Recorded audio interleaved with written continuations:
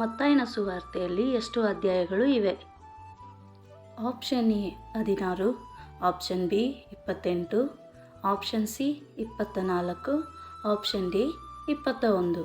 ನಿಮ್ಮ ಸಮಯ ಈಗ ಶುರುವಾಗುತ್ತೆ.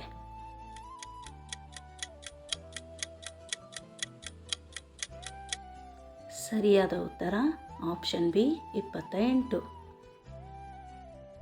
ನಿಮ್ಮ ಎರಡನೇ ಪ್ರಶ್ನೆ, ಯೇಸು ನೀರಿನ ಮೇಲೆ ನಡೆಯುವುದನ್ನು ಕಂಡ ಶಿಷ್ಯ ಯಾರು?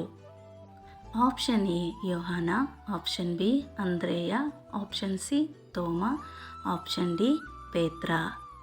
ನಿಮ್ಮ ಸಮಯ ಈಗ ಶುರುವಾಗುತ್ತೆ.